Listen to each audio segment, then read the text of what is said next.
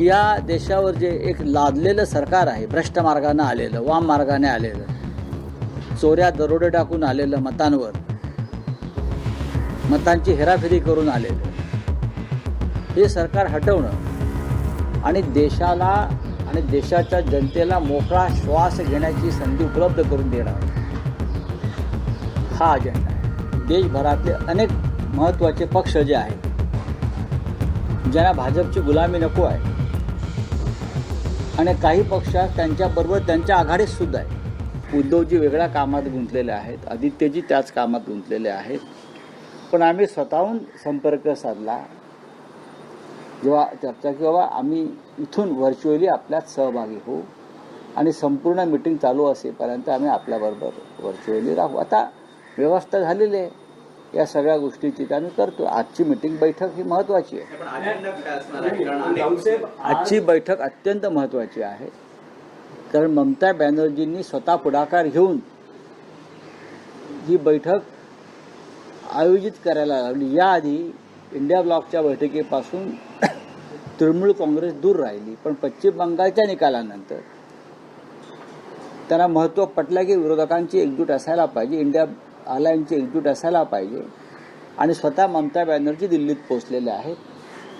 स्वतः शिवसेना पक्षप्रमुख उद्धव ठाकरे आज मुंबईतून त्या बैठकीत सामील होतील. आता अजेंडा म्हणाल तर अजेंडा एकच आहे की या देशावर जे एक लादलेलं सरकार आहे, भ्रष्ट मार्गाने आलेलं, वाम मार्गाने आलेलं, चोऱ्या दरोडे टाकून आलेलं मतांवर, मतांची हेराफेरी करून आलेलं, हे सरकार हटवणं आणि देशाला आणि देशाच्या जनतेला मोकळा श्वास घेण्याची संधी उपलब्ध करून देणं, हा अजेंडा आहे. नाही पण राऊतसाहेब, इंडिया आघाडी आता विखुरलेली आहे, अजिबात नाही. पीएमके नाही सोबत, आप उपस्थित राहील की नाही शक्यता कमी आहे. अनेक छोटे मोठे पक्ष उपस्थित राहतील की नाही याची शक्यता कमी आहे. तर मग भाजपला सत्तेतून खाली खेचणार कसं जर विरोधी पक्षाची एकजूट दिसत नसेल तर? तुमच्या माहितीसाठी मी इतकंच सांगेन की इंडिया अलायन्स अजिबात विखुरलेला नाही.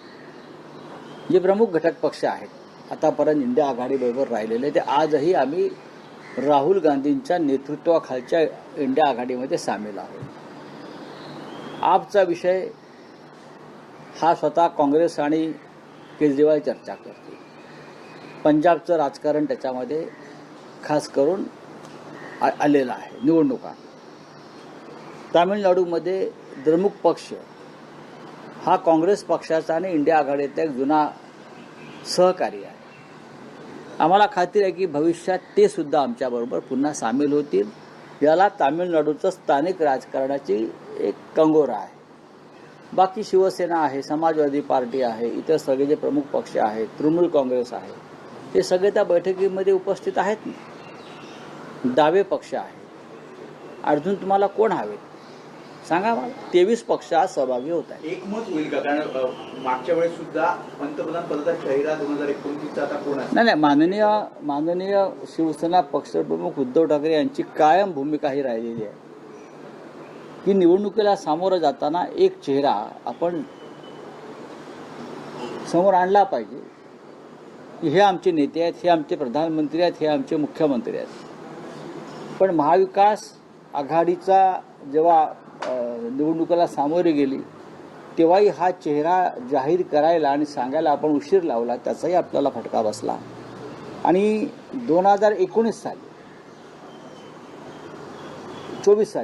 2024 साली आमची सगळ्यांची भूमिका होती की प्रधानमंत्री पदाचा चेहरा घेऊन आपण समोर जायला पाहिजे. आताही आमचं तेच म्हणणं आहे उद्धव ठाकरे साहेबांचं की 2029 साली निवडणुकीला सामोरं जाताना आपला चेहरा जो आहे हा आपण समोर ठेवून लोकांसमोर जायला पाहिजे. एक आहे की इंडिया आघाडीमध्ये तुम्ही महत्वाचे नेते आहात.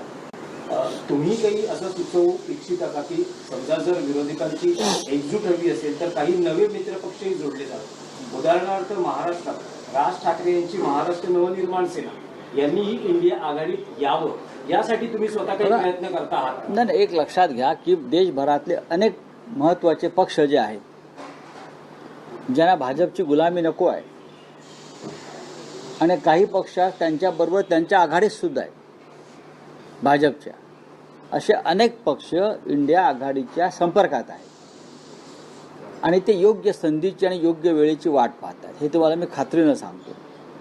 ज्या क्षणी लोकसभा निवडणुका होतील, ची घोषणा होईल, त्याच्या आधी अनेक जगजीवनराम जे आणीबाणीमध्ये जगजीवनराम बाहेर पडले होते काँग्रेसमध्ये, भाजपातून किंवा त्यांच्या आघाडीतले अनेक जगजीवनराम हे आमच्याबरोबर आलेले असतील. नाही, राऊत स्पेसिफिक प्रश्न आहे की तुम्हाला असं या क्षणी वाटतं का महाराष्ट्र नवनिर्माण सेना हा पक्षही इंडिया अलायन्समध्ये जोडला जावा? नाही, त्या संदर्भामध्ये स्वतः तर तशी त्यांची इच्छा असेल राज ठाकरे यांची, तर मला असं वाटतं की ते उद्धव ठाकरे साहेबांशी चर्चा करून त्याबाबत दिल्लीतल्या प्रमुख नेत्यांच्या समोर हा प्रस्ताव ठेवला जाईल. शेवटी बघा, हे आघाडीचे आम्ही मालक नाही आहोत, कोणी मालक नाही. अनेक जेव्हा नवीन पक्ष येतात आघाडीत तेव्हा तसे प्रस्ताव त्या बैठकीत ठेवले जातात आणि त्या बैठकीत चर्चा होते. पण स्वतः राज ठाकरे इंडिया अलायन्समध्ये येण्याची त्या संदर्भात माझी नेहमी राजकीय चर्चा करतात त्यांच्याशी करतो, पण असं आहे की ते इच्छा दिसते. सन्माननीय राज ठाकरे यांचा एक स्वतंत्र पक्ष आहे, त्यांची एक स्वतंत्र भूमिका आहे. महानगरपालिकेत ते शिवसेनेबरोबर जरी युतीमध्ये असले तरी त्यांची असं वाटलं की राज ठाकरे यांनी सुद्धा या प्रवाहात सामील व्हायला पाहिजे, तर इंडिया अलायन्सच्या प्रमुख नेत्यांना त्यांच्याशी चर्चा करावी. राष्ट्रातल्या त्यांची आवश्यकता आम्हाला तर नक्कीच प्रमुख नेत्यांनी राज ठाकरे यांच्याशी चर्चा करावी. उद्धव ठाकरे मध्यस्थी करतात असं त्यांची पण आता कसं काय मी सांगू? नाही, राऊत एक महाराष्ट्राच्या राजकारणातला विषय आहे. राज्यसभेसाठी छगन भुजबळ इच्छुक होते, पण त्यांची जी अट आहे ती मान्य करण्यात आली नाही आणि त्यामुळे एनसीपी अजित पवार गटानं नवा उमेदवार, वेगळा उमेदवार, त्याच्यामुळे प्रफुल्ल पटेलांची अट मान्य झाली आणि त्यांचा माणूस राज्यसभेचा उमेदवार झाला. नाही, पण भुजबळांची खूप इच्छा होती. ते आता सिनियर आहेत पक्षात, ऑलमोस्ट अनेक मोठ्या नेत्यांबरोबर काम केलेली सगळी मंडळी राज्यसभेत आहे. राज्यसभेत जायचंय, मग राज्यसभेत जायचं छगनरावांनी. पण त्यांची अट होती मग की अटी आणि शर्ती राज्यसभेत जाऊ शकता की मी जातो आणि खाली माझ्या मुलाला, पुतण्याला, भावाला द्या. मग इतके ज्येष्ठ नेते ते त्यांची अट मान्य व्हायला हवी होती. ते इतके महत्त्वाचे ज्येष्ठ नेते आहेत, ओबीसीचे नेते आहेत, मग त्यांची अट मान्य व्हायला हवी होती. आता अट मान्य का झाली नाही याच्यावर स्वतः भुजबळ साहेबच खुलासा करू शकतील. चला, अशाच नवनवीन अपडेट्ससाठी डिजिटल कोल्हापूर चॅनेलला सबस्क्राईब करायला विसरू नका.